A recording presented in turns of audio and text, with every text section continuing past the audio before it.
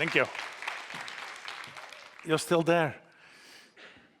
So yeah, I hope it's not boring to see me for the second time. I'm going to focus now a little bit on the organizational structure and leadership. So I have a room full of leaders, I think. Yeah? Who have management roles in the audience? Who's a manager? Can I see some hands? Yeah? 50%? And who has a manager? Yeah, oh, that's more. Yeah? What would happen if you don't have a manager? I'm going to tell you. Yes, I have to say, when I was a young boy, I think I was the one who was sent out most of the classes. I had almost every day I had punishment because I couldn't keep my mouth shut. And I was always provoking the teachers. So, but I thought school was very boring. And I always said that I learned so much because I was so little at school. So that says a lot about our educational system. But when I was 17, 18, I was very good in economics, and I was thinking about should economics serve society or should society serve economics? And I already told in the first part that I quit my study, economics, because I think we should focus on sustainability and on, we have these problems with the climate and all these things. And my idea is that it comes from that we put economy on the first place and humanity on the second. And I think we should change that. So as a nurse, I wrote a book in 2008, I think, 9. It's called Humanity Above Bureaucracy. So I think that we should live a good life together, and we should find ways to also make that possible for our children and grandchildren. Because how it looks now, it's getting worse and worse. I don't know if you also agree with me about that, but we should find ways how to deal with the environment, how to deal with things that are important. So they're all part of a kind of values that I built on. So my idea is that we develop ourselves, our whole life, since we are born. I don't know if you agree with me, but there is a Dutch philosopher, and he says, everybody is born self-steering. You want to develop yourself, and you want to do that your whole life long. But in our systems, we created a lot of obstacles to do so. So as I said, it starts at school, because you have to learn certain topics that most of the time doesn't interest you really. I studied 6 languages.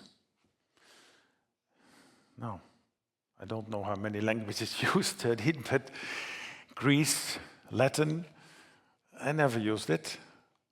So, and I had to spend a lot of time on it.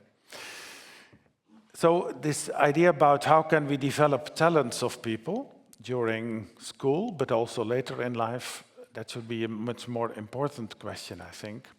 And we should start with children. So if we think about these kind of things, then you can also translate it to organizational structures. There is somebody who worked for McKinsey. I don't know if you know him, but it's called Frédéric Laloux. Does that ring a bell somewhere? Yeah, okay. He wrote a book in 2014. It's called Reinventing Organizations. And he visited me several times. And he said, I got stuck in my work as a consultant because I feel that I'm not making organizations better, but worse by my advice. So, and we have a lot of consultants, eh? I think the Netherlands has the most. So I just read that the Dutch government gives yearly 300 million euros for consultancy activities. So, and that's because we don't have the knowledge anymore about the different topics that are treated by our ministers.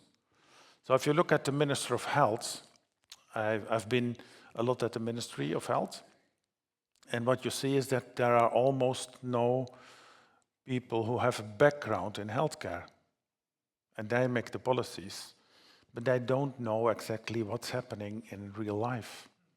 And then you get policies that are, in my opinion, disturbing the work of many healthcare professionals. So going back to what do you want to serve, what do you want to do as in your role, I started to think about what is the real service that we are delivering. I already showed this, but it's a different thing than if you deliver tasks or if you create solutions. So I don't know if you feel the difference, but in many countries I see that the systems now are focusing on delivering activities and delivering tasks, and then you get paid for the tasks and the activities. And then we build all kinds of systems around it to monitor if you're doing it right, like quality systems. And then we say, if we do what we promise to do, then we are doing well. But in my opinion, these are not systems that create new knowledge. It's even worse. The knowledge we had in the 80s in healthcare was much higher than what we have now in community care. So the level of knowledge decreased in 30 years because we focused too much on the activities and not enough on what are the results of what we are doing. So this idea about what does that ask from people? And the first thing is that asks a lot of autonomy. So autonomy should be a very important thing for people. So if you are a teacher or a healthcare worker, or you're working at a police force, it's important that you can decide in the moment what's happening here and how can I contribute as much as possible. I once was with a policeman and he wanted to show his daily work. So we went an evening through his neighborhood where he was working, and he showed me all the relations he had with people in the neighborhood. So, and he said, I have all kind of arrangements so that prevents us from having problems. But he said, from my boss, I have to do all kind of things that is disturbing my daily work. But he gets his orders from another boss. And he says, keeping a neighborhood safe asks other things than I'm doing. And that's what we're doing, I think, in lots of services like schools, education, but also healthcare. So what I try to do is start thinking about what is the service you want to deliver and what is the most logic way to organize that. So when working myself as a nurse in the 80s and the 90s, my idea was I don't need so much around me to do what I need to do. Only good colleagues. So that's the way I thought I'm going to build on that. And then, of course, it's important that these teams, I thought if you have teams of maximum 12 people, then they can oversee everything and they can coordinate everything themselves, and it has a kind of a logic pattern. So you get these referrals in healthcare, you get referrals from doctors, from hospitals. These nurses go to visit this patient and they find out what to do. You can use systems for that. So we started to use the Omaha system, which is a classification system of problems, interventions, and outcome. So you monitor what the problems are, what kind of interventions you are going to use, and then you monitor the results. The results are based on 3 indicators: behavior, knowledge, and status. So you just measure where is somebody now. For example, when somebody had a stroke, then you can see, okay, if we focus on reablement, then you start that you see the people are, for example, have a 2, and you want to work towards a 4, for example. And then you do the interventions needed. And then you see that this behavior and knowledge about the stroke helps a lot, and also instructing the family helps a lot. And all these things should be decided by the nurse that's coming in the house of this patient, not by anybody else. So that this system gives us now data, but we have had 1.5 million patients, and we can see all the patterns and from all the interventions we had. So this data become more and more important. And at the same time, we can show that we are decreasing the amount of hours needed with 40 to 50%. So we can make a connection between what we're doing and what the result is. So in these teams, this idea about how to work with patients should be very clear. So that's what we talk about all the time. So we don't talk about HR strategies, but we talk about what kind of patients do we serve and what kind of knowledge do we need to serve them the best possible way. And that's if you talk about leadership, you can say, okay, we have this mission, vision, strategy on IT, on whatever topic, but we don't bother the teams with that. We say the daily things you are doing is taking care for patients, so we have to talk about, for example, what do we do with palliative care?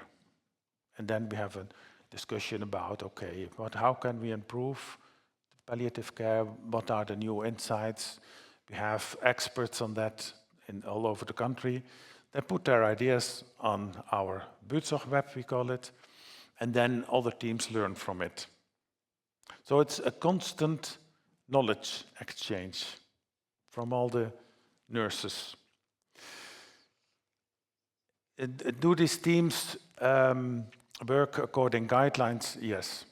So we have 3 guidelines. One is on quality. So I already said we use this Omaha system to measure the results of what we're doing. But we said quality, we want to deliver the best possible care. And that can be in any kind of patient. But what we want to show is that if we do this, that the satisfaction is the highest, but also we're using as less as possible capacity, because capacity will be the biggest issue for the coming 10, 20 years. So that's the guideline on quality. Then we have a guideline on collaboration. I think working should be fun, and meaningful. But also, if you're working together in a team, and the average teams are between 8 and 10, then you should have a lunch together. You should have nice things, and you should exchange things in a way that you are happy. You feel happy about it. So communication is a very important thing. So we started to introduce from the start the solution-driven interaction method. Ever heard about it? You know, we are, as people, we want to analyze problems too much, my opinion. And then even we want to think about who's guilty of that problem. And then how can we punish him or her? That's a kind of way of thinking. That's what we learn at these schools, that I was not so much in it. But if you look at what brings the best solutions, is to focus on solutions. So if you say in a team, you're sitting together and you have different insights, and then you say, okay, I think that this is the best thing to do. And then the other says, oh no, I think this is the best thing to do. This is how it goes. And then, okay, then you exchange some ideas, and then you decide what are you going to try out. And focus is on consensus. So everybody has to agree on the solution. And then I was, a few months ago, I was at the business, the Nordic Business Forum in Helsinki. And I had a discussion with an American consultant, Patrick Lencioni. And he asked me, what do you do when people are lazy? I said, I don't believe there are lazy people. But if you look at them that way, people will respond on your disrespect. So, and I think that people get demotivated by the style or the way you are acting. So that's my opinion. So in my world, there are no lazy people. In Norway, I think there are no lazy people. Are there?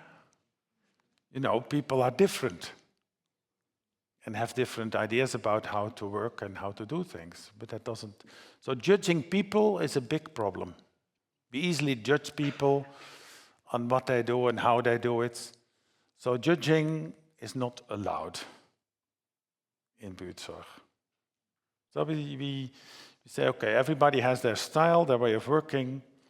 So in this whole idea about collaboration is about respect. Respect for everybody. And a respect for diversity. And diversity should be kind of used in different insights. So I don't know who did, for example, the MBA education. Are there people here who did the MBA? No? Nobody? I did. Yeah. And when you do this, or kind of other management education, you think that this is the world you can organize. Then I did strategic management and operational management and information management. And I thought, if I know this, then I know how to build an organization.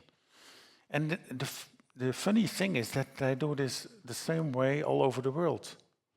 So if MBA people talk to each other, then they think they're right, because the other one also say the same things.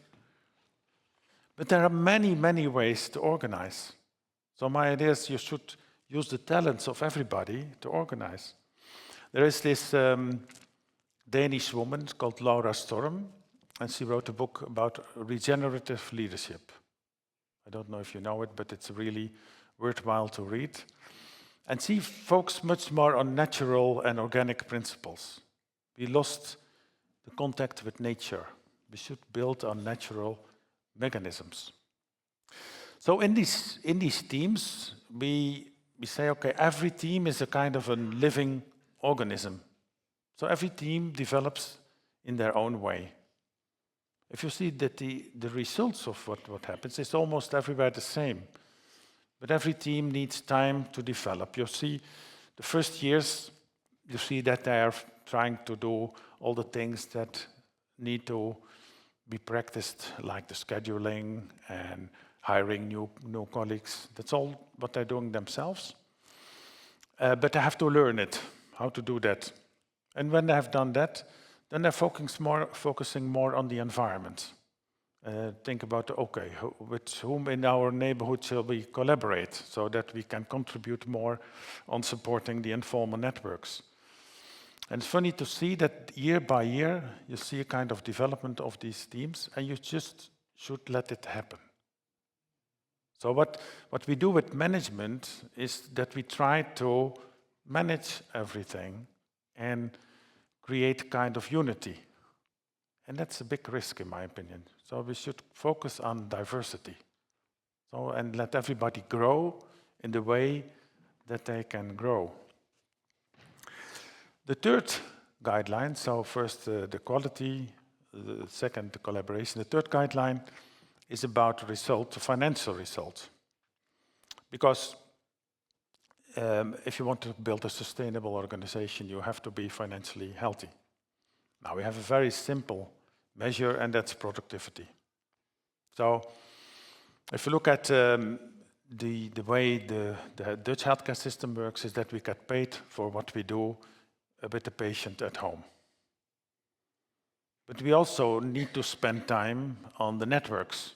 So we say, okay, if we have a productivity of 61%, and then we have, for example, 20% on holiday, on sickness, and then we have 19% left. And this 19% they can use the way they want.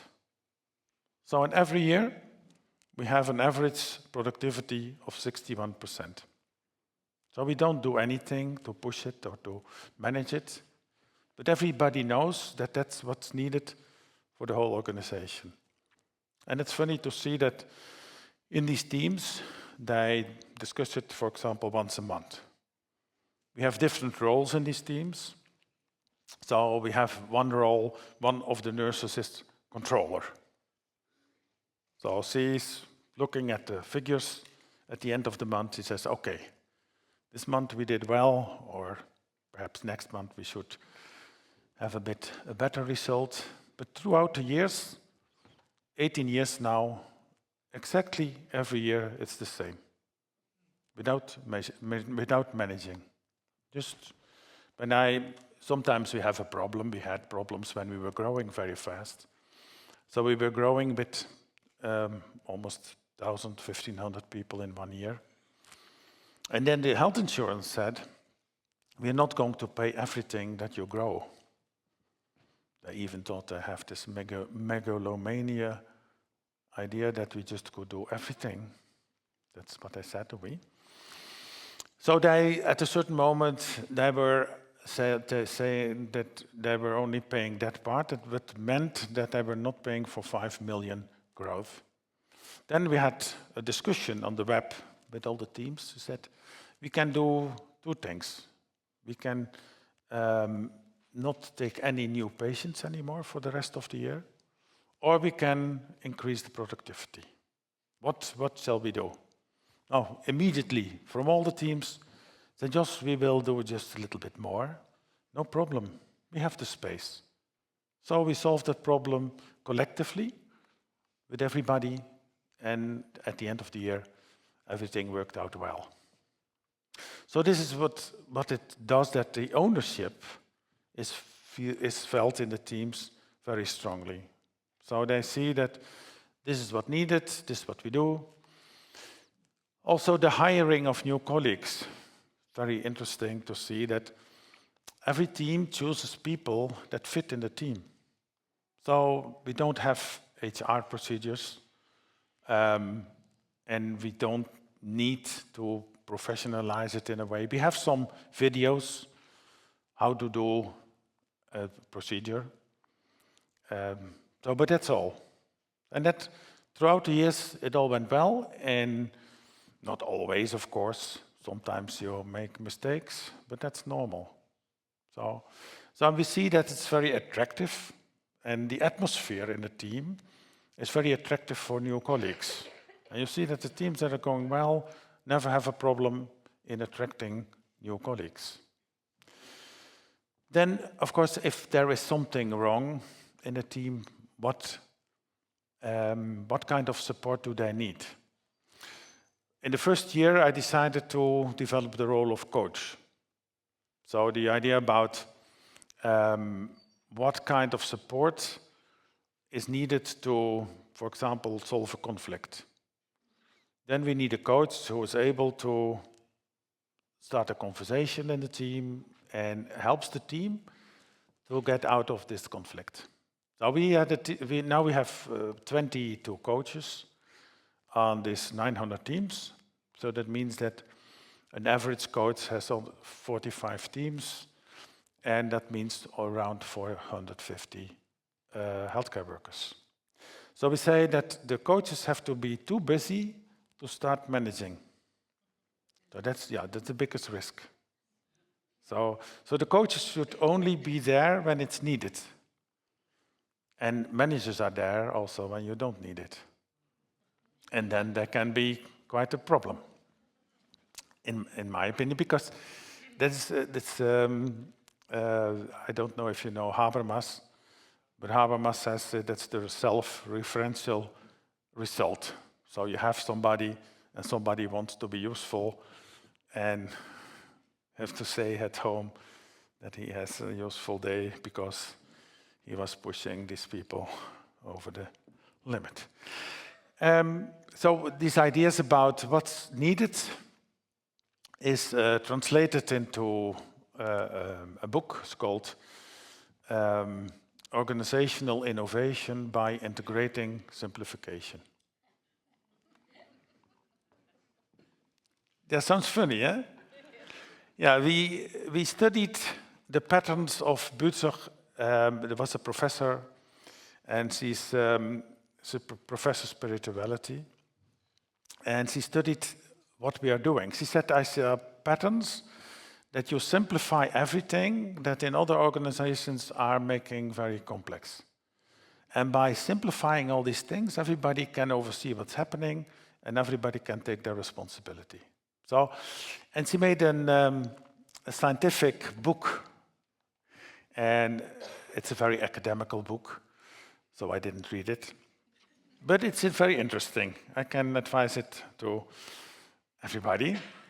But she says, I saw three main principles. And one is the needing principle. So within our organization, we only do what's needed. So we don't do what's not needed. So what I said in the first part about meetings, do we think about if the meetings we are following, if they're really needed? Often I don't think so. I am invited by a lot of meetings in the country, and I look if it's interesting or not, but usually I don't go.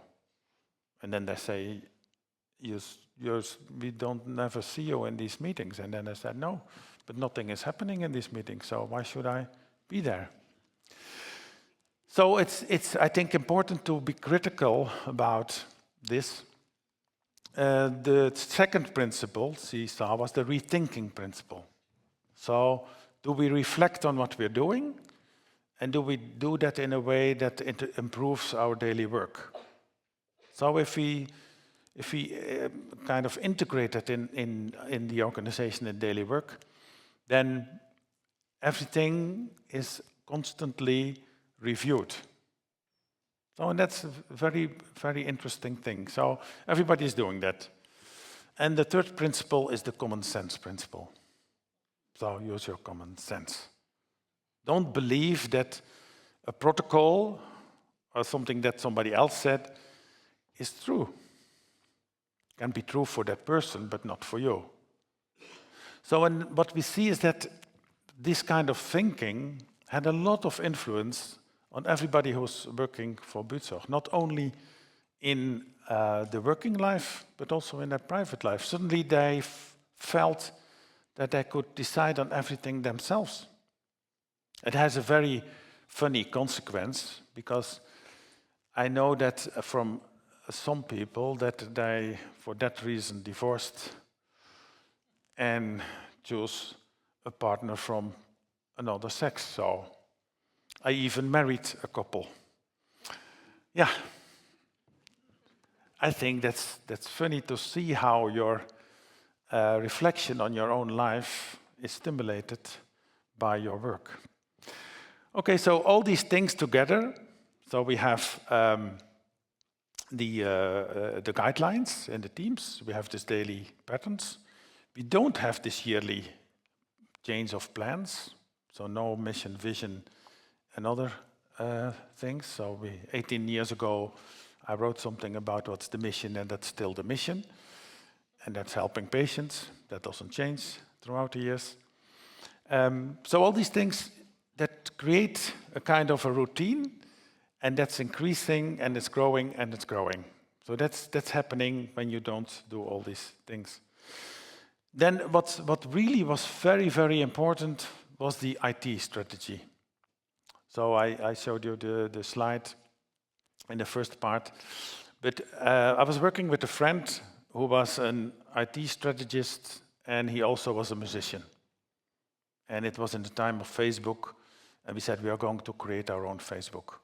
We are going to develop one integrated IT system where everything's connected with each other. And he composed the whole strategy. And that's what we did. We built our own IT company. But this whole idea, how can we connect things so that the mindless things can be done by the software, And the mindful things can be done by the healthcare workers. So, and that created the world that the bureaucracy is at a minimum, and the things you like to do, you want to do, are at the maximum. So, and all the time we have to be careful with that, because there are lots of people who, if you look at the office, who want to control people. And that's one of the risks. So, I will go to last slide I had.